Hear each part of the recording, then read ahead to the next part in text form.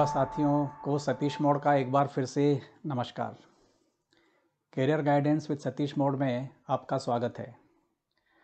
पिछले 2 एपिसोड में हमने सात्विक एरिया ऑफ वर्क और राजसिक एरिया ऑफ वर्क के बारे में बात की थी। सात्विक एरिया ऑफ वर्क जो है वह सोसाइटी, कम्युनिटी, उनका वेलफेयर, उन सब से रिलेटेड है। जो राजसिक एरिया ऑफ वर्क है उसके बारे में हमने बात की थी कि वो रिजल्ट ओरिएंटेड है। कोई सा भी हम काम करते हैं किसी भी ऑर्गेनाइजेशन में, कहीं पर भी, तो हमको परिणाम की एक अपेक्षा होती है। व्यक्तिगत परिणाम की, टीम के लिए परिणाम की, ऑर्गेनाइजेशन के लिए परिणाम की, देश के लिए परिणाम की।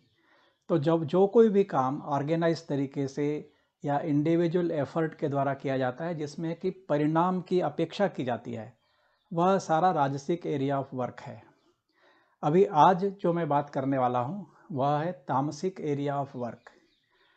जनरली तमस के बारे में लोगों के मन में एक तरह की ऐसी भावना है कि तामसिक गुण अच्छा नहीं है। इसको मैंने पहले भी कई बार कोशिश की है यह बताने के लिए कि भगवान की बनाई हुई इस दुनिया में कुछ भी खराब नहीं है। लेकिन आज जब मैं आपको बताऊंगा तामसिक एरिया ऑफ वर्क, तो आपको थोड़ा सा और भी आश्चर्य होगा कि कितनी गलत जानकारी हमको दी जाती रही है तमस के बारे में। अभी भगवत गीता के 18वें अध्याय के 25वें श्लोक में कृष्ण बोलते हैं अर्जुन को, अनुबंधम क्षयम हिंसाम अनपेक्ष च पौरुषम मोहात आरभ्यते कर्म यत तत तामसम उच्यते। वैसे तो इसका अर्थ कई तरह से किया जा सकता है कि जो व्यक्ति बिना अकल के, बिना बुद्धि के ऐसे काम करता है जिसमें उसका नुकसान हो जाए, इस तरह के सारे काम तामसिक होते हैं। ऐसा अनुवाद कई जगह आपको पढ़ने को भी मिलेगा। लेकिन जैसा मैंने आपको बताया, कंसिस्टेंटली विथ माय थिंकिंग, मैंने इसका कैसे अनुवाद किया और मैंने संस्कृत की डिक्शनरी देख करके बराबर देखा है कि जो मैं कह रहा हूँ उसमें कुछ गलत नहीं है। पहली जो बात है कि अनपेक्ष च पौरुषम, इसका अर्थ मैं ऐसा कहता हूं कि जब व्यक्ति काम करता है अपनी क्षमता का विचार न करते हुए, मतलब लोग कहते हैं कि तुम इतना ही कर सकते हो, तुम में इतनी क्षमता है, इसके तुम लायक नहीं हो, उसके तुम लायक हो, ऐसा बात करते हैं। लेकिन जब व्यक्ति अपने मन में यह ठानता है कि हो सकता है मेरी क्षमता ये है, लेकिन मैं अपनी क्षमता के ऊपर जा कर के भी काम करूंगा, ऐसा जब उसके मन में विचार आना होता है, मैं उसको कहूँगा यह उसका अर्थ है कि व्यक्ति अपनी क्षमता से अधिक भी काम करने को तैयार है। अनुबंधम क्षयम हिंसाम, इसमें लोग कहते हैं कि व्यक्ति अपना नुकसान कर लेता है तामसिक कार्य करते हुए। मैं उसको ऐसा नहीं सोचता।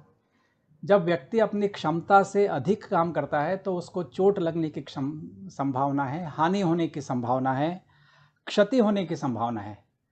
लेकिन बार बार हानि, चोट, क्षति का विचार करके यदि व्यक्ति काम करेगा तो कभी कुछ कर नहीं पाएगा। तो मेरा ऐसा विचार है कि व्यक्ति जब क्षमता से बाहर होकर के काम करता है और अपनी हानि, परिणाम, चोट, घाव लगने की, इन सब बातों का विचार न करते हुए भी काम करने को तैयार है, परिणाम क्या होंगे उसके बारे में भी न सोचते हुए काम करने को तैयार है। ये दूसरी बात। तीसरी बात है मोहात आरभ्यते कर्म। अभी इसमें कहते हैं कि मोह से किया हुआ कर्म तामसिक है। लेकिन अगेन फिर से मैं ये कहूँगा कि कार्य के मोह में पड़ कर के करने में क्या आपत्ति है। यदि मुझे क्रिकेट खेलना अच्छा लगता है और उसके लिए मैं 8-8 घंटे खेलता हूँ धूप में, बिना चोट की परवाह किए हुए, बिना वैसा किए तो मुझको क्रिकेट आएगा नहीं। बिना किसी चोट की चिंता किए हुए मैं कबड्डी खेल सकता हूँ, खो खो खेल सकता हूँ। यदि चोट की चिंता की तो कभी भी इस तरह के कोई खेल खेल नहीं पाऊँगा। लोग फुटबॉल खेलते हैं। अभी हमने देखा जेवलिन थ्रो में भारत के खिलाड़ी ने गोल्ड मेडल जीता। जब तक लगातार परिश्रम करके अपनी क्षमता को बढ़ाते हुए उस व्यक्ति ने यदि काम नहीं किया होता तो उसको गोल्ड मेडल नहीं मिला होता था। ऐसे जितना भी काम ऐसा हो जिसमें अपनी क्षमता का ना विचार करते हुए, लगातार अपनी क्षमता को बढ़ाते हुए चोट लग जाएगी या हानि होगी उसका विचार न करते हुए, और जो काम कर रहा हूँ उसके प्रति एक बहुत बड़ा मोह, अटैचमेंट हो, ऐसे ही भावना रखते हुए जब काम किया जाता है तो उसको तामसिक कार्य कहते हैं।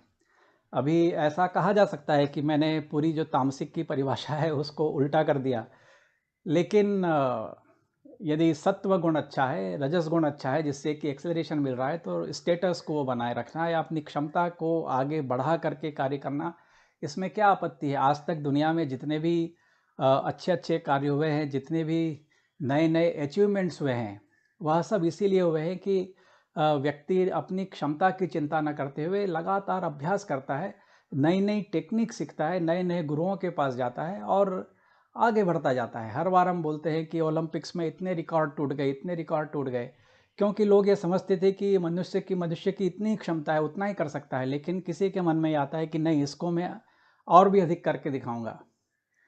जब तक पीट सम्प्रस ने शायद 14 टेनिस के अवार्ड जीते थे, जो ग्रैंड स्लैम होते हैं उसमें से 14 जीते, तो लोग कहते थे कि ये बहुत ज़्यादा है, इससे ज़्यादा कौन क्या कर पाएगा। लेकिन हमारे सामने हमारी जनरेशन में यहाँ पर 3 खिलाड़ी हैं और उन तीनों ने आज की तारीख में तो 20-20 ग्रैंड स्लैम लेकर के बैठे हैं। तो मनुष्य जब अपनी क्षमता का विचार न करते हुए, होने वाली हानि का विचार न करते हुए, परिणाम की अपेक्षा न करते हुए, चोट लगने की चिंता न करते हुए जब खेलता है, जब काम करता है, तो वह एक अद्भुत कार्य कर सकता है। तो ऐसे जो सारे कार्य हैं, उन सबको मैं कहता हूँ कि वो तामसिक एरिया ऑफ वर्क हैं। यहाँ पर जो इम्पॉर्टेंस है वह सोसाइटी के वेलफेयर की इम्पॉर्टेंस नहीं है, वो परिणाम की यहाँ पर अपेक्षा नहीं है। यहाँ पर परफॉर्मेंस की भावना है कि जो भी काम मैं कर रहा हूँ उसको अच्छे से करूँ।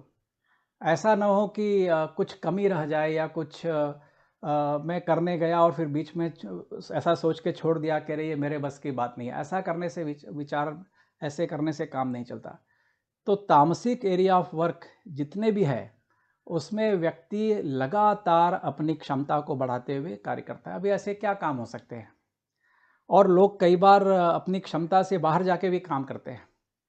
जैसे बहुत सारे फिल्म क्रिटिक होते हैं, उनसे कहा जाए कि आप फिल्म बना दो, फिल्म बनाना नहीं आता। म्यूज़िक के क्रिटिक होते हैं, उनसे कहे कि आप एक बहुत अच्छा गाना बना दो, उनको गाना बनाना नहीं आता। लेकिन उनकी क्षमता ऐसी होती है कि वो 4 अच्छा गाने बनाने वालों को जानते हैं, 4 अच्छी तरह की फ़िल्में उन्होंने देखी होती हैं, उनको पता है कि कहाँ पर क्या कमी है, और कोई ऐसी फ़िल्म या ऐसा कोई गाना आता है तो उसको क्रिटिक करते हैं। हो सकता है कि वो अपनी जो क्षमता नहीं है उससे ज़्यादा वो चोट कर रहे हैं, लेकिन जो काम कर रहा है, जो क्रिटिक का काम कर रहा है, उसका तो काम ही वैसा है। ये तामसिक एरिया ऑफ वर्क हो सकता है।